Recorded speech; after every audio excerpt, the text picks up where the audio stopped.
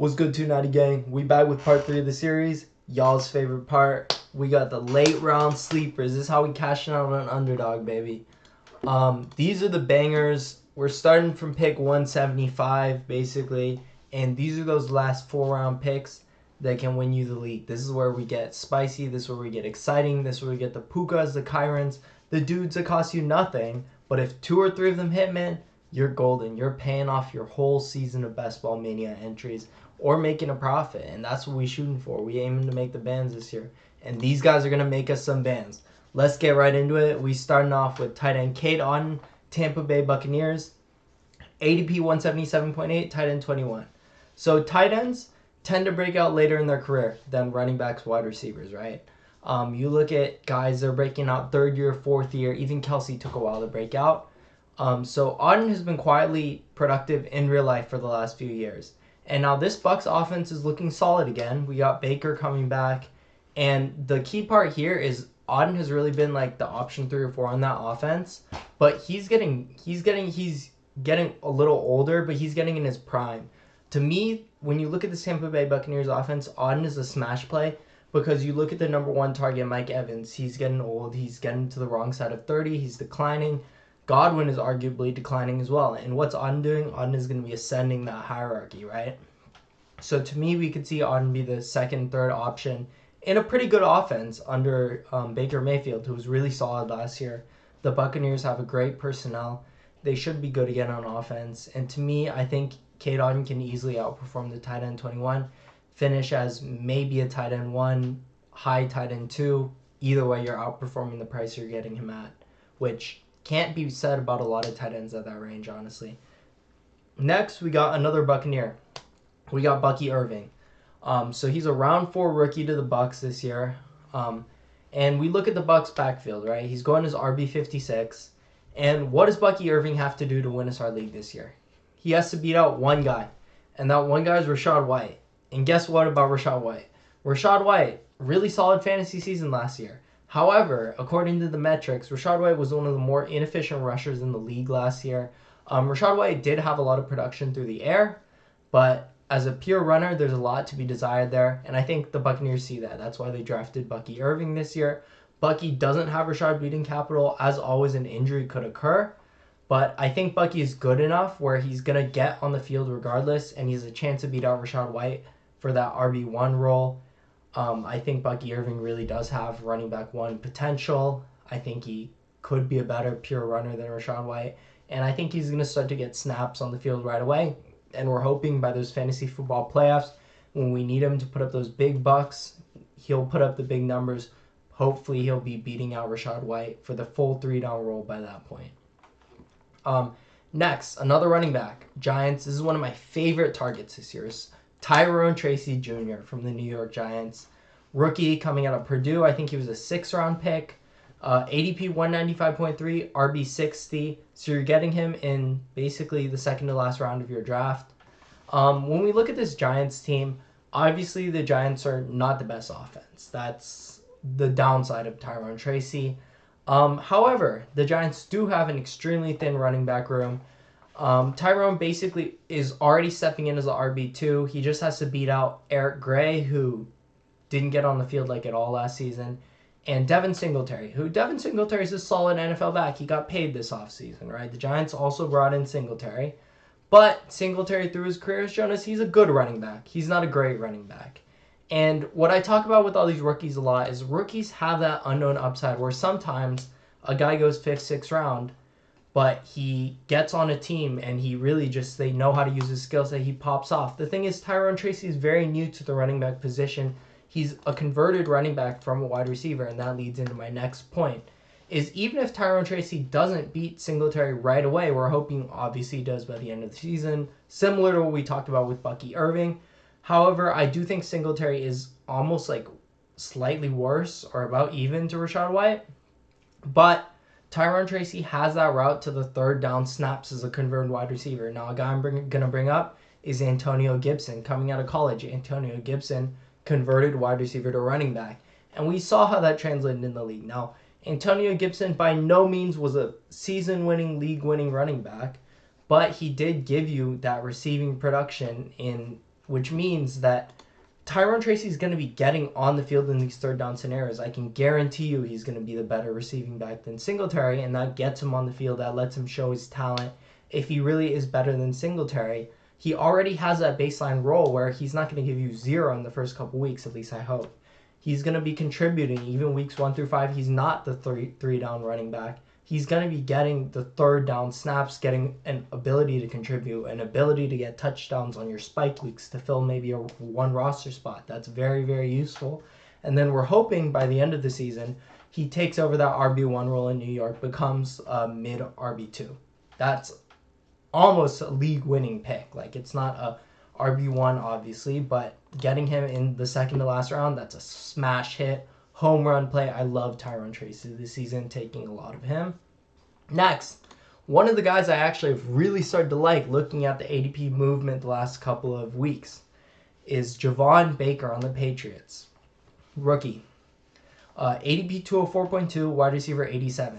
Someone's got to be the Pats wide receiver, and I'm not convinced it's a guy who was on their roster last year. Now, you do have Demario Douglas. Demario Douglas is a good talent profile. Devontae Parker, I don't know how I feel. Devontae Parker's just a guy, right? Demario Douglas does have that potential, and the Patriots also drafted Jalen Polk, obviously. So now I actually had Jalen Polk and Javon Baker both on here. When I did that, they were about 30 picks apart. Jalen Polk was around 150-ish, mid-150s range. Javon Baker was going, I think, 185, 187. However, since then, Jalen Polk has gotten steamed up to ADP 132.9 and wide receiver 68, whereas Baker's fallen down to 204.2, wide receiver 87. Now there's a 70 pick difference basically in between those two guys. And to me, it's like, what is going on here? So all that's going on in the NFL is we have camps. And honestly, I haven't heard crazy reports out of the Patriots camp about either of these guys. They haven't even played in an NFL game. I don't even know. They probably scrimmage, but like, we haven't seen anything that shows us how good they're actually going to be in the NFL. We haven't seen who has compatibility with the QB, who has that chemistry, right? You can't determine that based on reports out of camp. We haven't seen him play in the preseason. So to me, I'm going to take the guy who still has the exact same upside, in my opinion, that Jalen Polk has as wide receiver 1 of the Patriots. Is that a wide receiver 1? Probably not. It's probably low, mid-end wide receiver 2, right? But Javon Baker provides you that same upside, and you'll be way happy if you get that production out of Javon Baker in the last round of your fantasy football drafts versus drafting Jalen Polk at wide receiver 68, which is 11-12 round. You may still be drafting starters there, depending which build you're going for, an underdog. You're drafting starters or maybe the first couple people on your bench. Those are way more valuable than a last-round pick. To me, when we look at the options, you can go Pop Douglas, you can go Jalen Polk. I'd much rather take Javon Baker, who has that upside to be Drake May's favorite target, stepping in. He has that rookie year 1 upside we're talking about in the last round of my drafts as opposed to like 9 rounds earlier, right? And now we look at another wide receiver. One of my boys put me on this one, so I'll give him a shout out if this hits, but it's Tez Walker out of the Ravens, another rookie. You'll see a theme. I'm really high on rookies every year because I think, like I said, they have the most upside because they're unknowns, and that's not priced in yet. Their talent isn't sufficiently priced in my opinion. It's easier for a rookie to make an impact that's a surprise than a new free agent who has been just a guy and suddenly becomes a star, right? Like we saw with Puka, he wasn't the highest draft capital. He popped off. And Tez Walker, fourth round rookie out of UNC, ADP 208.3, currently going as a wide receiver 89. Now the Ravens invested a 4th round pick in him. That's not crazy draft capital. It's not nothing. Tez Walker flashed a really strong talent in college. And to me, when we look at this Ravens wide receiver depth chart, Tez has a really clear route to production right away because he's going to be starting from week 1 or getting on the field at least from week 1. Who's going to be the 3rd wide receiver in that Ravens offense when they need to run 3 wide receiver sets? You look and you have Zay Flowers, obviously wide receiver 1. Mark Andrews is going to be the tight end. Rashad Bateman, wide receiver 2 for now. And then we got Tez Walker. So Tez Walker is going to be getting those snaps. He's going to be giving you possibilities at least of spike weeks because he's actually playing. He's seeing the field from week 1. And now when we look at the Ravens wide receiver guys, I think Tez Walker can beat out Rashad Bateman. Rashad Bateman Remember, Rashad Bateman had the opportunity to be wide receiver 1 in Baltimore. I know they just brought him back on a new deal, but his deal's not that crazy. And Rashad Bateman, before Zay Flowers, had the opportunity to be Lamar Jackson's wide receiver 1, did nothing. Rashad Bateman, to me, is a wide receiver 3 already. There just hasn't been good enough talent. I think in almost any other room around the league, in almost any receiver room around the league, Rashad Bateman is a wide receiver 3. It's just that the Ravens have never brought in sufficient talent, sufficient draft capital to push him down the depth chart to where he belongs. Because Rashad Bateman's not a terrible wide receiver, but he's just a guy in the NFL. He's an average starter, right? Tez Walker, I think, has a better talent profile after seeing Rashad Bateman. Rashad Bateman did get the high draft capital, but like I said, no production to show for it. And I think he's year 4, year 3 now. So Tez Walker, hopefully we're hoping he gets that wide receiver 2 role. And the big criticism here is the fact that the Ravens have never really supported a wide receiver 2, which is true. But like I said, I personally don't believe that they've ever had the kind of wide receiver talent to produce those numbers from their wide receiver 2. And I think they also changed OCs this offseason, if I'm not mistaken. So that could make them a little more receiver friendly.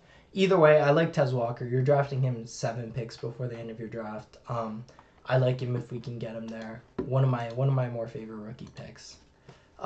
Next, we got another tight end. This guy is going to be a little more controversial pick. Going at ADP 212.4, tight end 31. On the Broncos is tight end Greg Dulcich. So to me, we scratched last year. Dulcich was injured all last year. We go back to his rookie season. Dulcich was actually picking up hype over the last bit of the season. Greg Dulcich looked seriously good before he got injured. Since then, he's been dealing with a lot of injuries. Was injured on and off, but I think basically the whole season last year and the end of his rookie season. There's very little target competition in Denver. There's Cortland Sutton, Troy Franklin, Marvin Mims, maybe Tim Patrick. I don't even know if he's still in the team.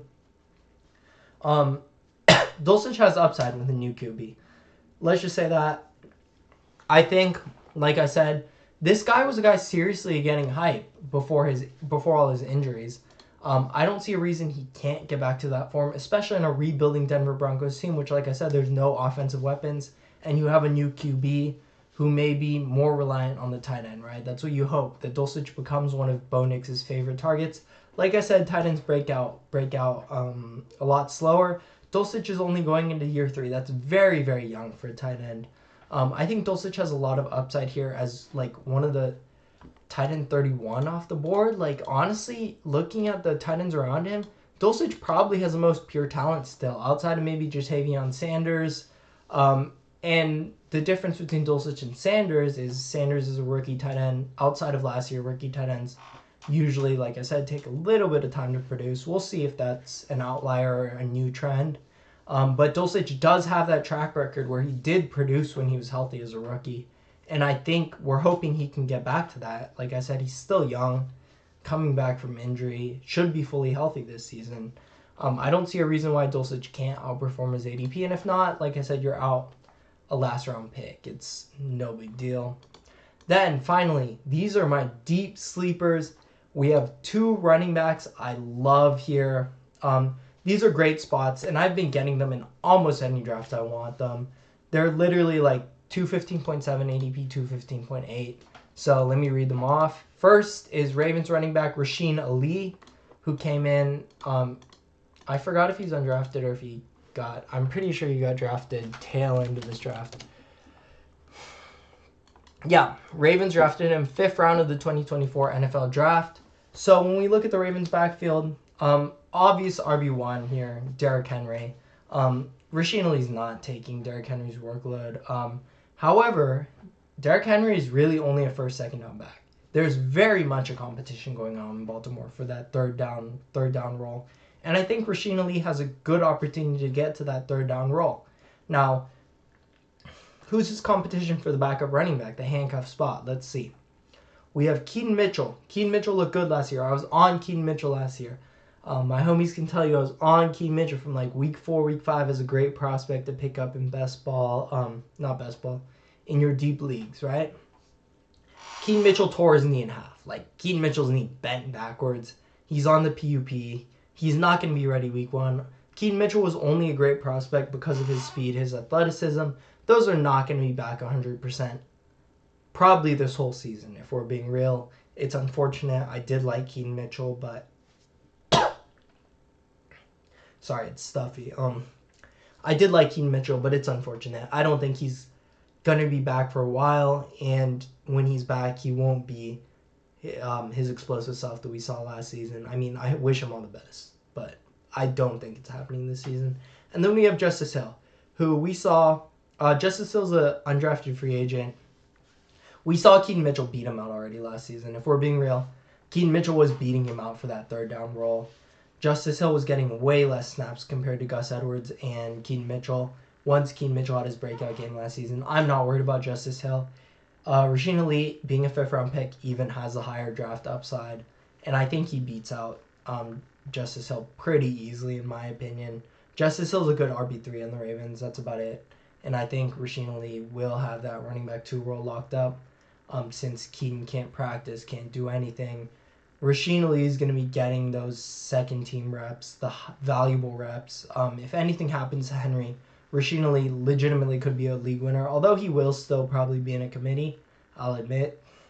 But he also has that route to a third down role that we talked about with Tracy, where Rasheen Ali is not going to be a dead player for you. He's most likely going to be getting those minutes, that playing time, where if you get a touchdown, then he suddenly is valuable, even just for that week, right? He helps you in best ball.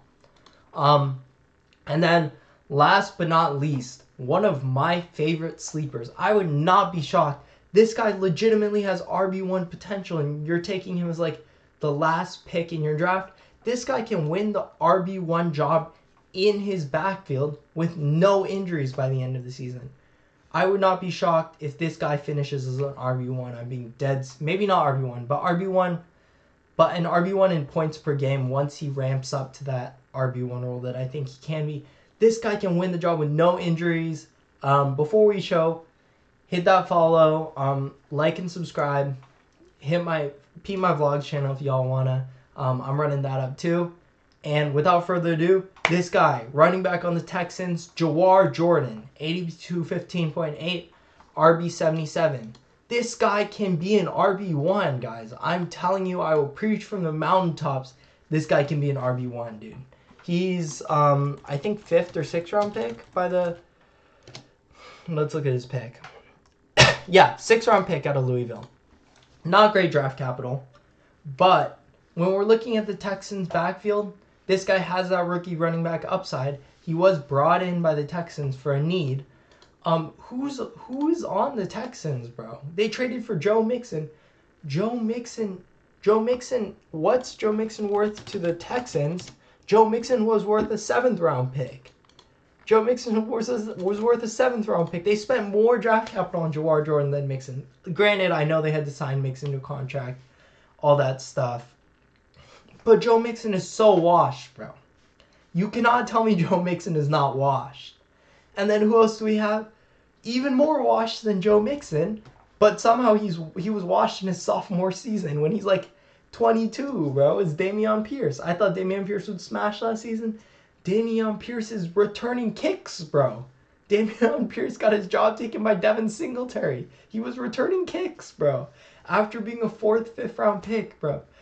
Javon Jordan, I'm telling you guys, bro. Javon Jordan has like a 30 to 50% chance of legitimately becoming the RB1 on a top 5 NFL offense with CJ Stroud as his QB by the end of the season. And this guy is going in the last round of your drafts, bro. He doesn't need an injury or anything, bro. If they give this dude a chance, bro, like I said, I'm no NFL scout, bro, but Pierce and Mixon are so washed, bro. Like, Jawar is new. How many times have we seen a new 5th, 6th round pick just come in? They have juice. They're fresh. They're coming straight out of college. Look at Pacheco, bro. Like, he was undrafted, too. And the Texans picked this guy. They brought this guy in. Their 2 other running backs look like they're legitimately going to be out of the NFL in 2 or 3 years. Like, you could tell me Mixon and Pierce are out of the NFL in 2 or 3 years. I would not be shocked, bro. Like, Javon Jordan has such a golden opportunity here. out of all the later round picks, I love this spot for him, bro. Like, Mixon is not that crazy of competition. Yes, he's been good in fantasy. Real life, Mixon has been falling off consistently for like the last 2-3 years. Jawar Jordan could legitimately have a 3-down role RB1 on the Texans, a top 5 NFL offense. Please, please draft this guy, guys. Please, please draft. Like, this is one of my biggest smash plays this season. Like, I think if you don't take Jawar Jordan in at least like 30% of your drafts, you are fumbling so much money. Like, yeah. Anyways, enough yapping about like literally a 6-round pick who on the other 50% chances is probably not going to do anything. But, and I got to say, if there's an injury, even better. If one of those guys gets injured, Jawar Jordan is eating, bro. So, please take Jawar Jordan. That's all. I yapped too much about Jawar Jordan. I love this play. Literally my favorite play for our last conviction play out of this series. Let me know what you guys want fantasy content on as we get closer to the series. And yeah, dude, I got way too emotional for Jawar Jordan. But anyways, catch you on the next one. Too Natty out.